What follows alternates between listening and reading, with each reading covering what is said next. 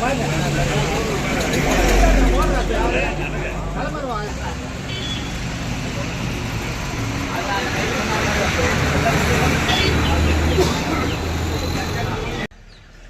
வைத்து வாழ்வான்? சம்பாதிக்கிறது போல நீங்களே எடுத்துப்பீங்க. ஒன்னு கல்வி, மருத்துவம், ரெண்டுத்திலையும் கொண்டு கொட்டிடணும். அடுத்து ஒண்ணு டாஸ்மார்க். 120 பாட்டில் 140 வாங்குவான். கேட்டா செந்தில் பாலாஜி கேட்கிறாருன்றான். உலகத்தில் வாழ்கின்ற அனைத்து குழந்தைகளும் இலவசமாக சிறந்த முறையில் உலகத்தரம் வாய்ந்த கல்வியை படிக்க வேண்டும்.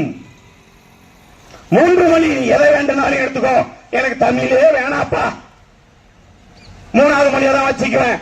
ஆனால் இதில் 5ஆம் வகுப்பு வரை நீ கட்டாயமாக தமிழ் படிக்க வேண்டும் ராசா. இதுதான் சொல்றாரு நரேந்திர மோடி. முதலில் உன் தாய்மொழி, அதுக்கப்புறம் நீ எதனாலும் படி 3 மொழி. இதுக்கு எந்த தடையும் இல்லை. உலகத்திலே ஏடிஎம் மிஷினை போல் சாராயம் வாங்குவதற்கு மிஷினை மதுரையில் அமைத்தது இந்த திராவிட முன்னேற்ற கழகம் தான். நீங்கள் செய்த சாதனைகள் எவ்வளவு பெரிய விஷயம். காசை போட்டா என்ன வேணுமோ அதை எடுத்துக்கலாம். ஏடிஎம் மாதிரி மகளிருக்கு டாஸ்மார்க் வழங்குறது இவங்க தான். எவ்வளவு அழகான ஆட்சி. அரசு பள்ளியில் ஏன் உங்களுடைய பிள்ளைகளை சேர்க்க மாட்டீர்கள் என்று கேட்டால் என்னுடைய சகோதரிகளும் தாய்மார்களும் கூறுவது என்ன தெரியுமா? அங்க கஞ்சாவும் ரவுடித்தனமும் என்னுடைய பிள்ளையோட ஒழுக்கம் கெட்டுரும், படிக்க மாட்டான். எவ்வளவு நம்பி இருக்காங்க பாத்தீங்களா உங்களுடைய அரசு பள்ளிய. ஃபர்ஸ்ட் அதை சரி பண்ணுங்கயா. உன் குடும்பத்தில் இருக்கவங்க எல்லாமே மும்மொழி கொள்கை.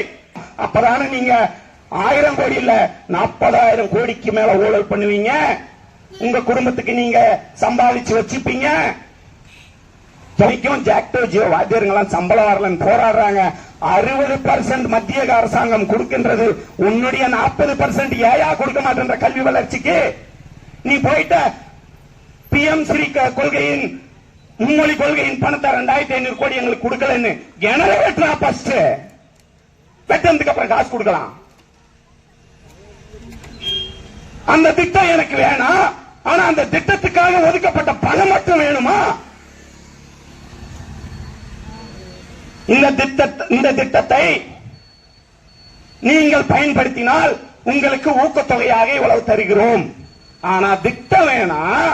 நீ ஊக்கத்தொகைன்னு சொன்ன பத்தியா, அதை மட்டும் கொடு. இது எப்படி இருக்குதுன்னா, தீபாவளிக்கு ஒரு மிக்சி வாங்கினா இன்னொரு மிக்சி இலவசம் சொல்றாங்கல்ல. நான் மிக்சி வாங்க மாட்டேன், இலவசம் சொன்ன பத்தியா, அதை மட்டும் கொடுனா எவன் கொடுப்பான்? எப்படி கொடுப்பான்?